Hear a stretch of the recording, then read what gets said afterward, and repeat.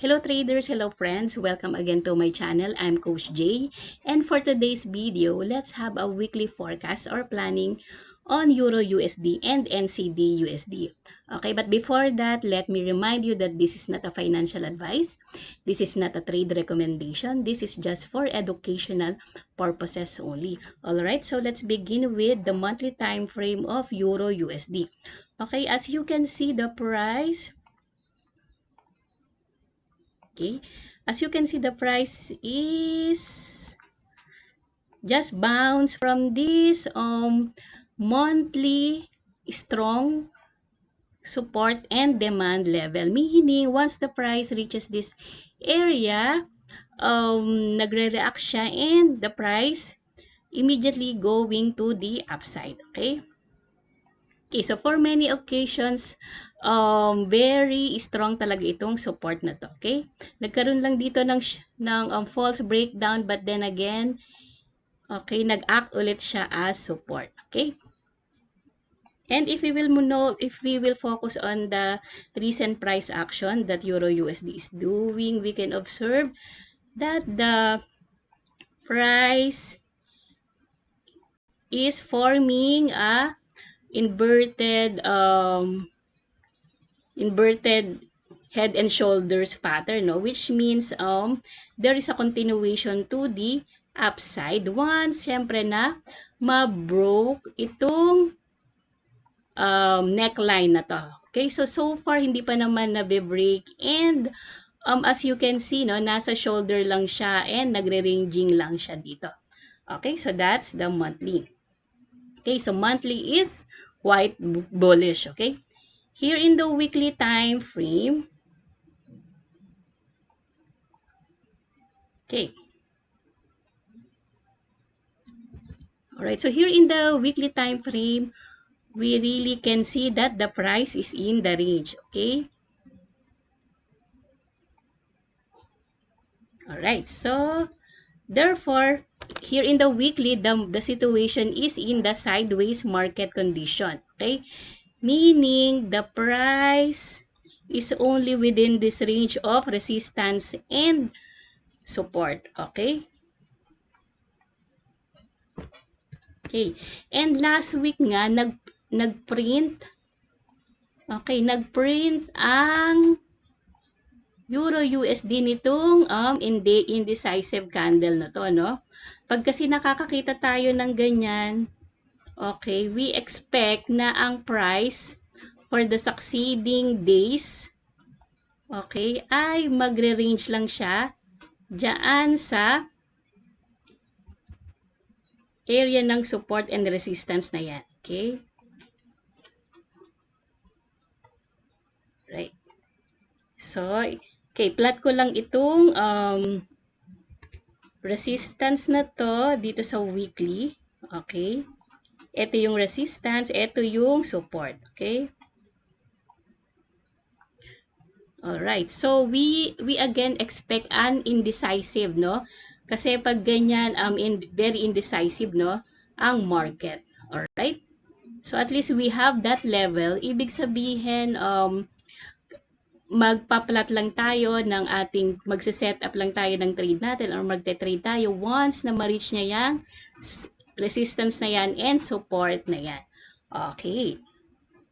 So, let's read some news. Okay. So, US dollar finishes the week moderately lower, easing of multi-month highs. All eyes will on the March US inflation. Okay. So, therefore, no, meron tayong mga high impact news. So, very important din dito, CPI. So, kailangan talaga i-follow natin yung ating trade, ang ating risk management. Alright? So, if you want to read more of this, so, yan, nandyan lang yan. Para at least alam natin or aware kayo sa how the price moves kasi syempre driven tayo ng fundamental, di ba? Okay. So, ayan lang tayo. Be careful, no? That's on Wednesday. Merong CPI, April 10.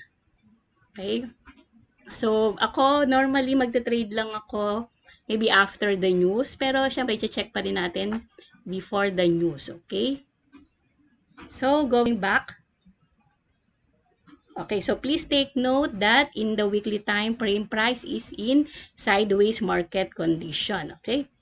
And then before we proceed to the daily time frame, let's see what the big what the big institutions are doing, okay?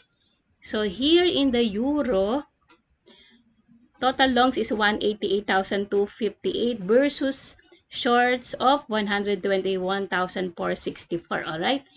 So therefore, if we will deduct this, no, net long pa rin naman, okay? However, okay, so therefore, let me check. COT. Okay. So therefore, ang mga big institutions ay net long pa rin naman. However, meron lang nasa correction phase tayo ngayon. Okay? So expect some long term, expect some short term na downtrend move. Okay? Yan, dahil nag-add pa sila ng shorts, okay? So, yung long nila nag-add din sila pero hindi pa ganun ka-significant. Alright? So, let's begin. Okay, so itong 2, no? Itong 2 na doji na to, so it really signifies indecisive in the market. Okay. Alright.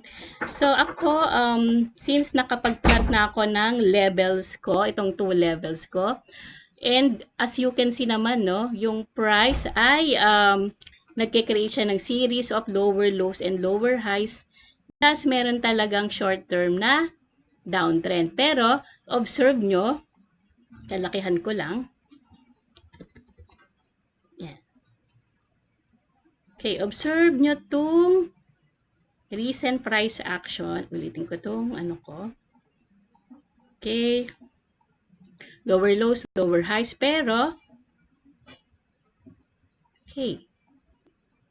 Yan. Alright, so nagkaroon na siya ng change of structure.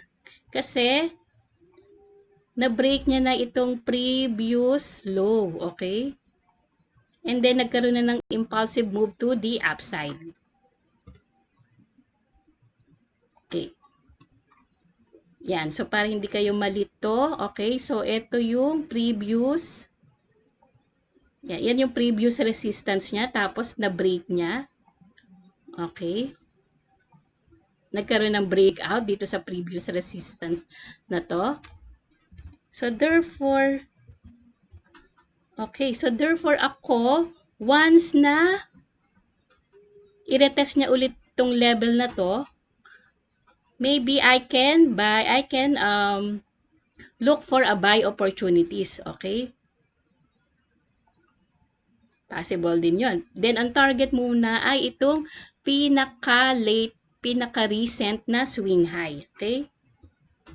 So, syempre, pag meron tayong nakitang confirmation candle, ilagay lang natin just below nung confirmation candle, yung stop loss natin. Okay? So, that's the first plan. Pwede tayong mag-buy pag pumunta dito sa area na to. Okay, let's check kung meron siyang confluence ng Fibonacci ratio. Okay, so as you can see, itong na-plot naman natin ay meron siyang confluence naman siya sa 50% Fib ratio, okay? So, maganda din yung level na yan para abangan, okay? So, therefore, maglalagay na rin ako ng alert dito. Okay? Yan. And then, so, ang ganyan lang kasi once the price reach, again, this level, of course, we have to monitor yung magiging price behavior niya dyan sa area na yan if magtutuloy-tuloy ba to the upside, i-reach niya itong resistance na to, or or bumalik or magkaroon siya ng reaction pababa naman. Okay? So, once na nakakita tayo ng impulsive move to the downside, of course, we can look for a sell opportunities naman. Okay? So, 2 ang ating tinitignan na trade next week. Okay?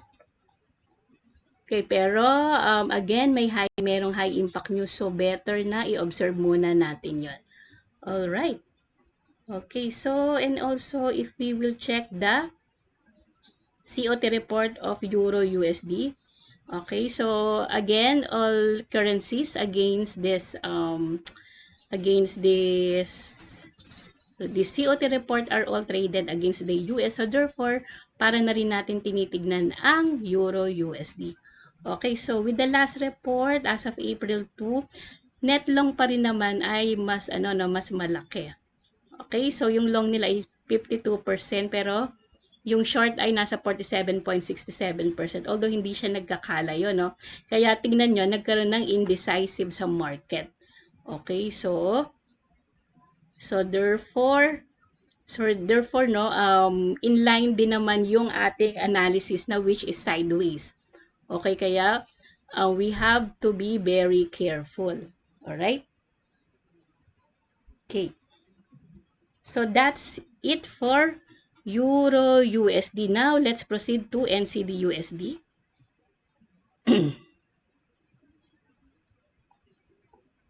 Okay, so here in the monthly time frame. Okay. So just like Euro USD, no, kita natin na nagkaroon din ng bounce dito sa strong level ng support na to, okay? Alright, however, if we will focus dito sa current market structure niya, very impulsive din yung move niya to the downside, okay? So, may possibility na i-retest niya ulit itong level na to, okay? Yan. Alright? So, that's for monthly. Okay, merong short term na bearish, okay? Bearish move. And then, let's go down to the weekly time frame. Okay. So, ito, kitang-kita talaga na bearish siya, no?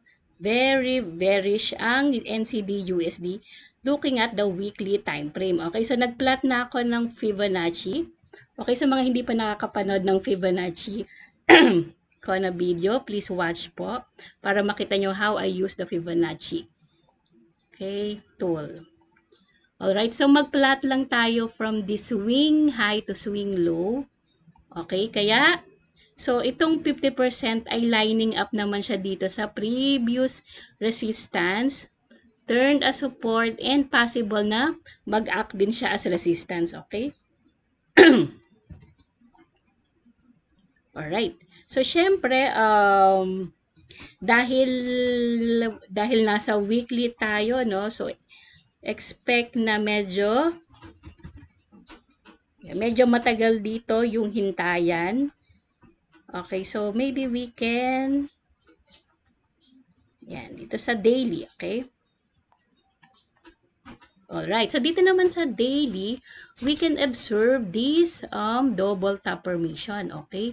So possible na i-retest niya ulit itong neckline na to, which is, ito yung 50% na fib ratio natin na na-plot sa weekly, okay? So very strong talaga itong level na to, and also at the same time naririto rin yung EMA 200, okay? So maganda talaga itong level na to. So again, ang gahanapin ko lang kay NCD USD ay sell opportunities, okay? And then let's see what the big institutions are doing. Okay, so yung long ay 19,725 versus sa short na 27,253. So therefore, even the big institutions talaga ay net okay, so mas madami yung short orders nila, okay? Tapos nag-add pa sila ng short orders pero meron din silang may add din sila na 5,000 na long. So, maybe dahil merong din na high impact news no sa NCB, kaya expect natin na baka maging whiplash whatever, kaya always trade safely no. Remember, we are not gambler here, okay? Yan. So if you want to ayan, okay, so if you want to if you want to read news, andito lang din siya sa TradingView. All right, so ayan lang no. So magse-sell din tayo dito kay NCD USD. Okay, so again no, pwede naman mag-buy. Pwede, why not? Pwede kayong pwede niyo i-check sa 15 minutes. Like ako, pag dumating na siya sa level ko, bababa na ako sa 15 minutes or hourly time frame, kasi doon na ako mag-execute ng trade ko. So yun lang. So update ko kayo ulit next week. Bye-bye. Thank you for watching.